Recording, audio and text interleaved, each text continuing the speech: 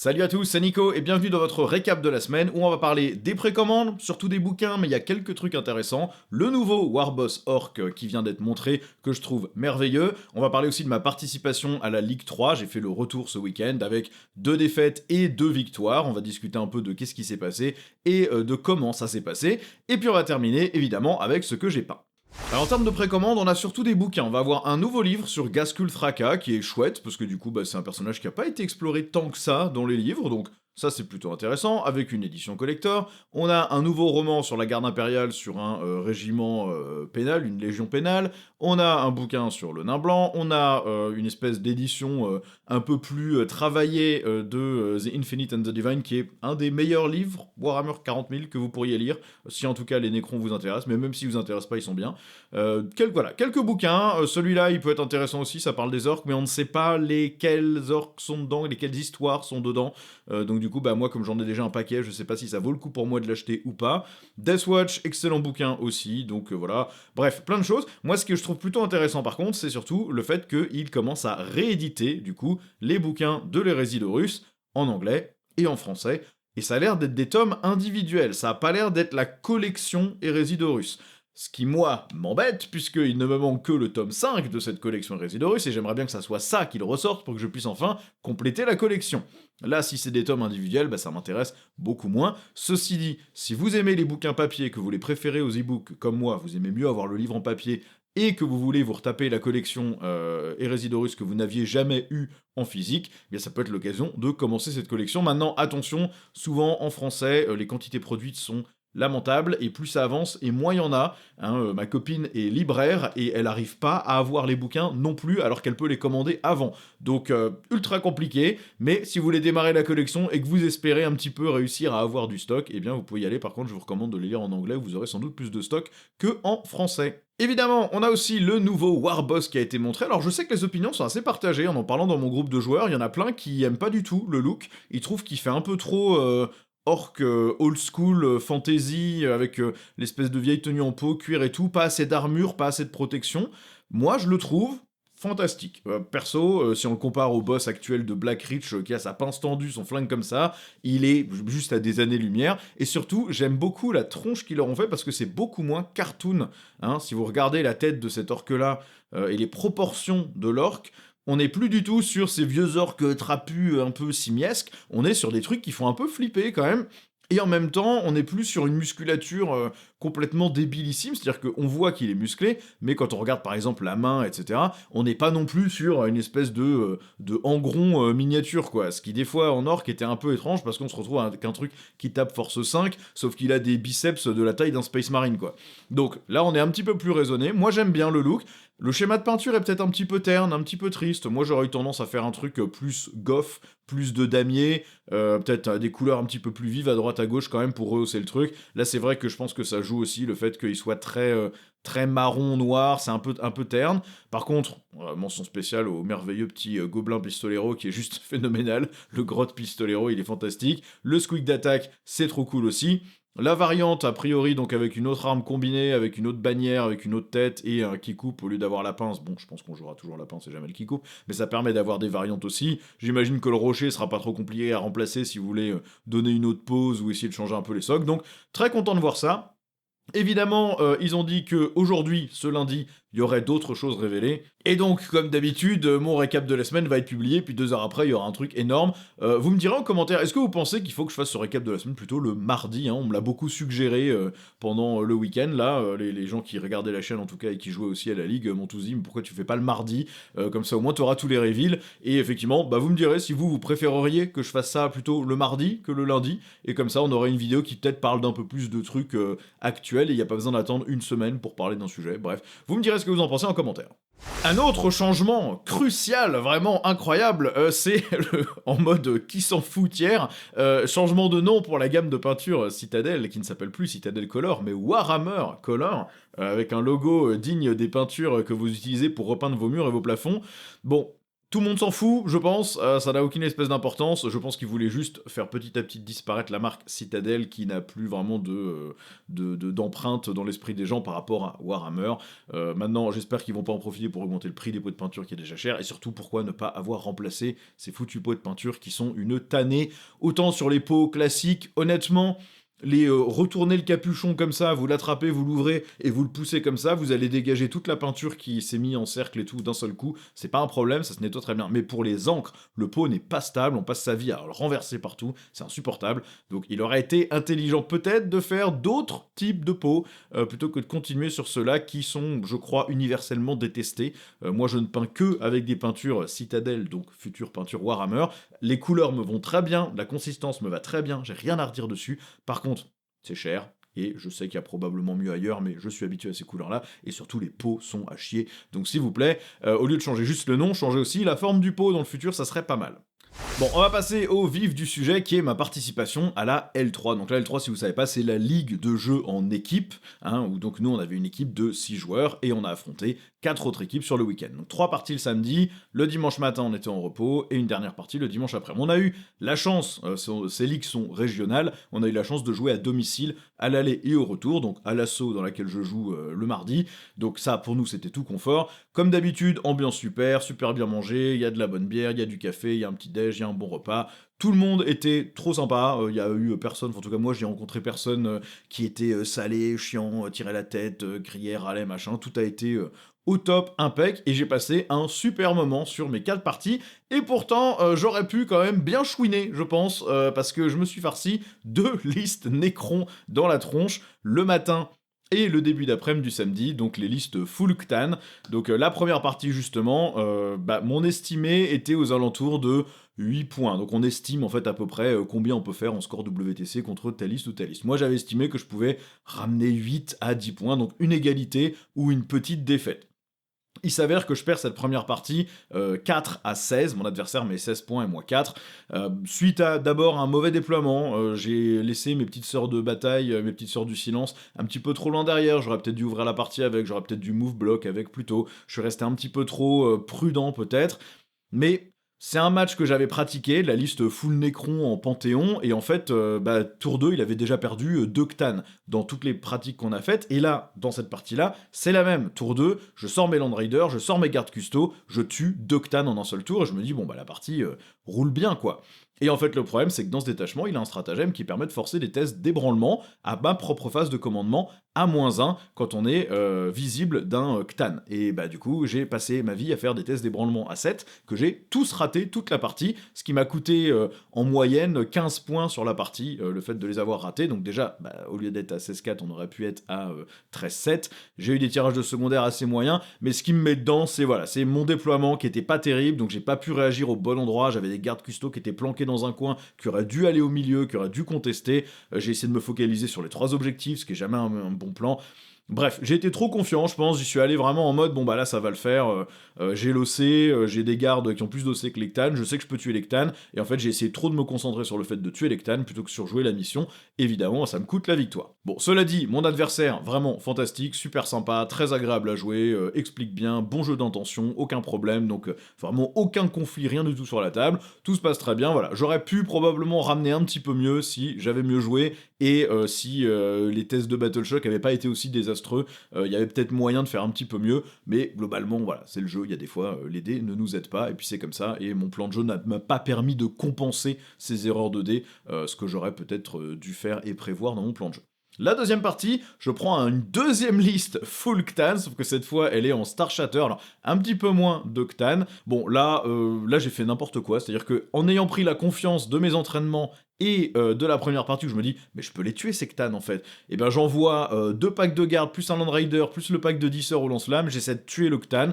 Et en fait, tout rebondit. Hein. Le Land Raider, il fait 4 touches, 4 blesses, et le mec fait 3 saves sur les 4 en invuln, et ensuite, moi, mes dégâts, je crois que je fais 3, et du coup, il en tank 2, et donc il prend 1 PV. Ensuite, je tire dessus avec mes gardes en full reroll des blesses depuis l'objet, ça sert à rien, je le charge, ça marche pas, ça sert à rien. Bref, je rebondis complètement, et à ce moment-là, je commence à faire n'importe quoi, c'est-à-dire qu'au lieu de me dire, ok, les dés n'ont pas marché, maintenant il faut que tu prennes la table, il faut que tu mettes tes pieds sur les objectifs, il faut que tu scores, donc tue les petites unités à la con, le nécrosaure, le machin comme ça, tu tires dedans, t'essaies de le dégommer parce qu'il était super visible, t'essaies de tuer les packs de spec, les machins, et ensuite tu t'assois sur les objets et t'essaies juste de tenir le temps de scorer plus. Il y a quand même 2 Land Raiders à tuer, il y a quand même 5 packs de garde custo à tuer, il y a des packs de 4 sisters qui ont autant d'OC que un Ctan, il y a moyen de faire quelque chose. Et au lieu de faire ça, j'ai continué à essayer de me concentrer sur les Ctans, à essayer d'en dégommer au moins un ou deux pour libérer la table, et c'était débile, il fallait surtout pas faire ça. Donc cette partie-là, je la perds 19-1 contre un joueur, là encore, exceptionnel, super sympa, super agréable. Donc une partie qui se passe pas du tout comme je veux, mais j'ai pas l'impression d'avoir été particulièrement désagréable ou salé en tout cas. Voilà, c'est le jeu, c'est comme ça. Je me suis entre guillemets sacrifié pour l'équipe en allant contre le Ctan pour que les autres aient des match-ups un peu plus favorables. Ça a aidé certains joueurs, mais pas tous. Mais voilà, ça nous a quand même permis d'ouvrir un petit peu la matrice de jeu en n'ayant pas cette liste full Necron dans la tronche. Je pensais quand même ramener beaucoup plus de points que ça, mais là j'ai joué n'importe comment. Du coup, sur ces entrefaites, on a quand même une dernière partie le samedi qui était beaucoup plus, on va dire, où j'ai pu jouer au jeu, on va dire, où j'affrontais un joueur Emperor Children. Donc là, moi, je m'étais estimé à une victoire soit à 13, soit à 15 points. Et effectivement, je remporte la victoire 15-5, avec des faits de jeu un peu bizarres. Au tour 1, il m'offre un pack de tourmenteurs, un rhino et des noise marines juste à côté. J'ai une charge à 6 sur les tourmenteurs, je crois une charge à 7 sur le rhino, avec des packs de garde qui peuvent débarquer dans le Raider et charger. Et donc je me dis ok, j'y vais parce qu'en fait là c'est gratuit, je peux lui nettoyer un sacré paquet de points d'armée dès le premier tour et enfoncer un flanc. Donc je me positionne, ma charge à 6 sur les tourmenteurs rate, ma charge à 7 dans le rhino où je voulais ensuite juste engager le rhino avec une figurine, me bloquer et ensuite avec mon mouvement d'engagement aller engager les Noise Marines qui étaient juste à côté. Et bien je rate ma charge et même avec la relance je la rate aussi. Donc 3 charges loupées, je me retrouve complètement exposé dans la pampa avec plein de trucs.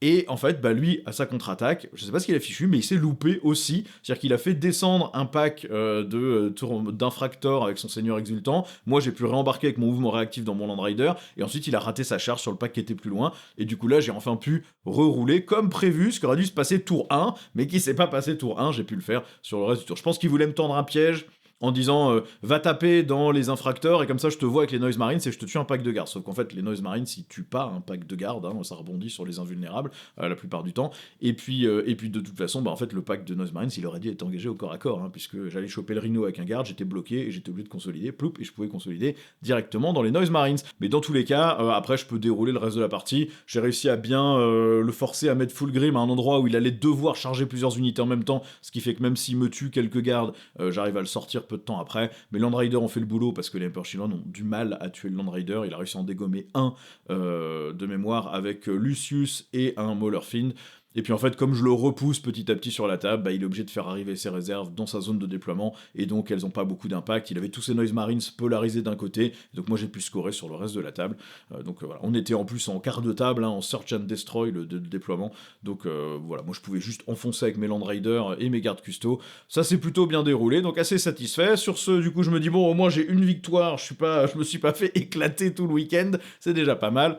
Dimanche matin, repos, et dimanche après-midi, pareil, on joue avec encore un joueur fantastique. Je le dis à chaque fois parce que tous les joueurs ont été super cool, super agréables. On se réexplique les trucs. Ah, j'avais pas compris ça. Est-ce que tu veux qu'on revienne en arrière? Ok, clac, clac. Il y a eu vraiment, voilà, c'était un bon jeu, fair play, solide, intelligent. Donc c'était vraiment agréable. Et donc pour la dernière partie, j'affronte un joueur Drukhari. Pas de bol pour lui, le match-up Drukhari versus Custo, il est très très compliqué. Il n'y a pas beaucoup de dégâts 3, il n'y a pas beaucoup de force élevée. Le Custo, c'est un peu la terreur, surtout en spam de garde. Pour le Drukhari, c'est très difficile. Et puis surtout, moi c'est une armée que je connais par cœur, je l'ai pratiquée énormément avant la L3, sa liste, je l'ai testée contre mes camarades de jeu de mon équipe pour les entraîner contre cette liste-là, pour qu'ils comprennent comment ça fonctionne, donc je la connais par cœur, je sais à l'avance comment il va jouer, qu'est-ce qu'il va faire, donc voilà, ça n'a pas été très compliqué, c'est-à-dire que je me suis placé en plein milieu de la table dès le tour 1, parce que j'étais joueur 1, j'enfonce tout partout, je le laisse commencer, j'expose 2-3 petites ressources pour l'inciter à venir. Tour 3, il fait une espèce de all-in où il balance ses incubes à 2 endroits de la table, il balance tous ses fléaux, ses ravageurs, Lady Malice au milieu pour me vect et m'empêcher d'utiliser mes PC, et en fait, il rebondit sans grande surprise, il tue un Land Raider, il tue un pack de garde custo à un mec près, et ensuite le reste, forcément rebondit, parce que même en incube, avec 5 incubes, t'es force 5, t'es sur mon invulna 4, t'es que dégâts 2, et toutes les blessures dévastatrices, dans mon détachement, et ben j'ai un insensible à la douleur à 5 qui peut passer à 4 pour un PC. Alors là, je pouvais pas le faire parce que j'avais pas les PC, mais juste insensible à 5, ça permet de tanker du coup beaucoup plus de dégâts. Et donc, bah, malheureusement, ça rebondit, et ensuite, moi, du coup, je peux juste enfoncer le reste de l'armée, et on finit sur un 20-0 pour moi, du coup, puisque là, il n'y avait pas de match. Le Drukhari, je pense, ne peut pas vraiment affronter un spam de garde custo. Je pense que c'est vraiment très très compliqué, à moins d'avoir fait une liste full OC, 12 000 petits Venom, 12 000 unités coupées en deux pour aller mettre 10 d'OC partout tout le temps. Il n'y a pas vraiment de match, quoi. Donc bon, là, voilà, malheureusement pour lui, c'était une une fin de tournoi un petit peu moins rigolote, mais pour moi, par contre, ça me rapporte une deuxième victoire. Donc du coup, à la fin, on termine sur... je ramène 40 points pour mon équipe, sur un maximum de 80 points que j'aurais pu ramener. Donc je suis tout pile au milieu, c'est-à-dire que voilà, j'ai 2 défaites qui ramènent 5 points, et 2 victoires qui ramènent 35 points, et donc ça fait 40 au total. Donc j'ai fait des victoires à peu près aussi bonnes que mes défaites, globalement, mais c'était intéressant, puis du coup c'est quand même super agréable de voir que tout le monde est là pour jouer en bonne intelligence, il y a un bon jeu d'intention, les gens expliquent ce qu'ils veulent faire, ils expliquent bien leurs armées, ils les jouent bien aussi, c'est intéressant sur la table, tout le monde rigole, même quand ça se passe mal, quand ça dévisse, quand ça foire, et voilà, il y a personne, en tout cas moi j'ai pas rencontré de joueurs qui étaient salés, qui râlaient, qui tapaient du pied, qui étaient pas contents, moi j'ai pas l'impression d'avoir été comme ça sur la table, mais ceux qui m'ont affronté, si vous me regardez, vous me contredirez en commentaire si vous avez passé un mauvais moment, mais j'ai pas l'impression que ça a été le cas. Bon, du coup, dans mon esprit, moi en tout cas, ce qui prime, c'est l'ambiance. C'est certain, il y a des fois on tombe sur une liste qu'on n'a pas envie d'affronter, hein. Je vais pas mentir et dire que c'était extrêmement agréable de se taper 2 match-up Ctan, hein, comme certains diraient, ça donne envie de chouiner un petit peu, ou d'être salé contre ce genre de liste, et c'est sûr que c'est une vraie purge à affronter, mais comme l'ambiance est bonne, comme l'adversaire est sympa, finalement, si on n'est pas trop frustré par des jets de dés ou des choses comme ça se passe plutôt bien, et moi en tout cas j'ai pas l'impression d'avoir été particulièrement salé, désagréable, ou chouineur, justement, malgré les 2 énormes coups dans la tronche que j'ai pris dès le début du tournoi, donc c'est plutôt agréable. Du coup, en tout cas, félicitations à toutes les équipes qui ont participé à la L3, bravo à tous, c'était super agréable de jouer contre vous et de vous rencontrer pour ceux que j'avais encore jamais vus. Bravo aux Passions Fluff qui du coup, aller et retour cumulés, vont a priori partir au playoff pour peut-être remonter en L2, parce que c'était une équipe qui était en L2, qui est redescendue en L3, et qui va du coup peut-être remonter en L2. Moi j'espère que oui, comme ça nous on pourra jouer en L3 tranquille sans avoir vous qui nous roulez dessus à chaque fois, ça serait vachement cool. Et puis évidemment, félicitations à tous mes camarades, ceux qui ont joué à l'aller où moi je n'étais pas, ceux qui ont joué au retour, ceux qui ont joué à l'aller et au retour, parce que j'ai l'impression que tout le monde a passé plutôt un bon moment, que tout le monde a donné tout ce qu'il pouvait. Merci aussi à Asa et à Maître Cube, les 2 coachs qui se sont occupés de nous gérer nos feuilles de pairing, de venir regarder comment ça se passe sur les parties, qui ont pris les photos aussi, qui ont servi d'illustration.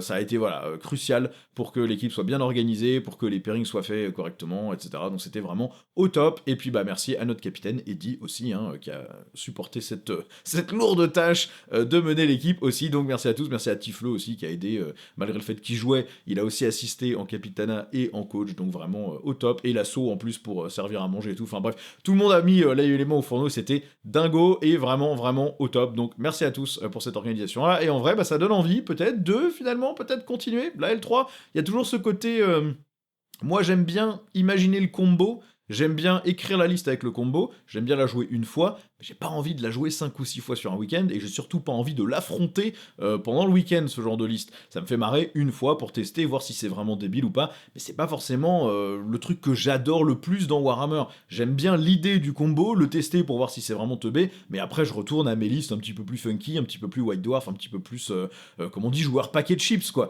Et c'est vrai que du coup, dans la ligue, malheureusement, on peut pas juste jouer en paquet de chips, parce que sinon autant laisser sa place à quelqu'un qui lui a vraiment envie de performer ou de jouer de manière plus agréable.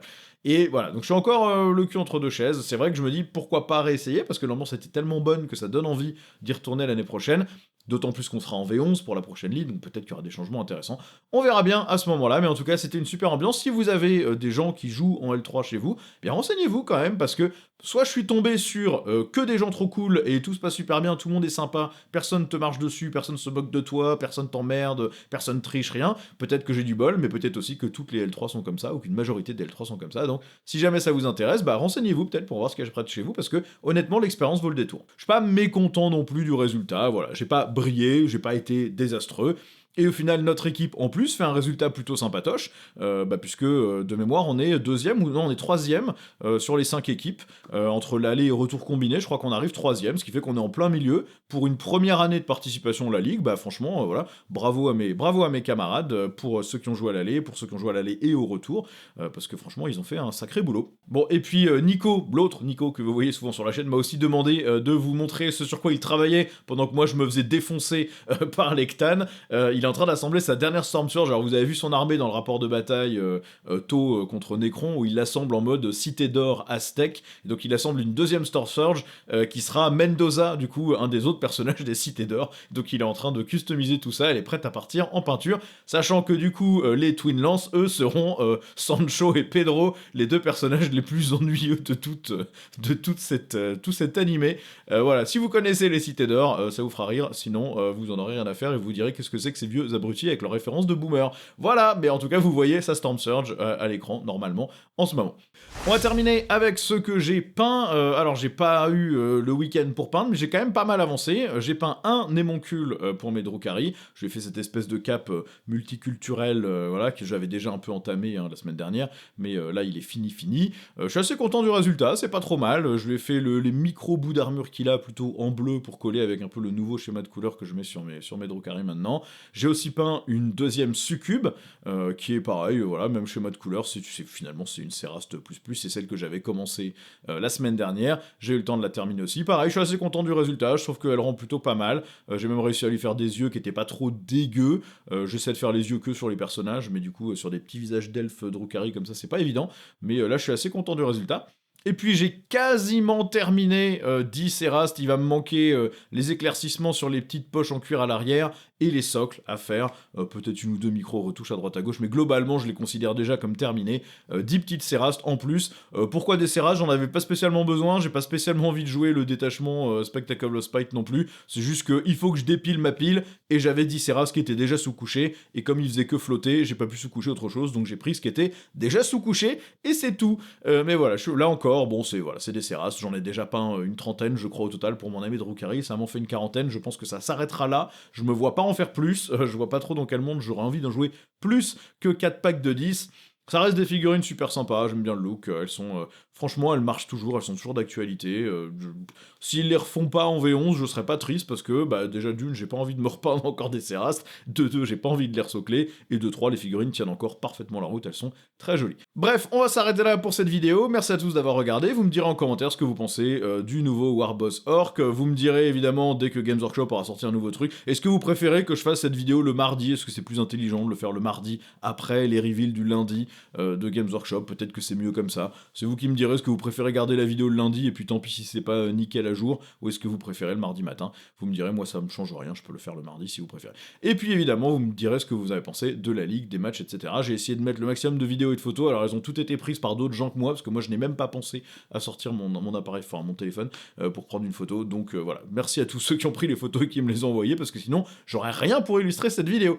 Merci d'avoir regardé, comme d'hab, si vous voulez soutenir la chaîne, vous savez comment faire, vous avez le lien MyHobbyPlace qui vous permet de payer moins cher que chez Games et qui moi me reverse une petite commission en plus qui permet de continuer à faire ces vidéos. Il faut évidemment sélectionner la chaîne avant de payer. Et puis évidemment, vous avez aussi la page Tipeee où vous pouvez nous soutenir, ça nous aide à avoir du meilleur matériel pour les rapports de bataille, pour les codex review, pour les lives, etc. Donc n'hésitez pas à rejoindre les tipeurs qui nous soutiennent déjà, merci à eux, ça nous aide quand même beaucoup.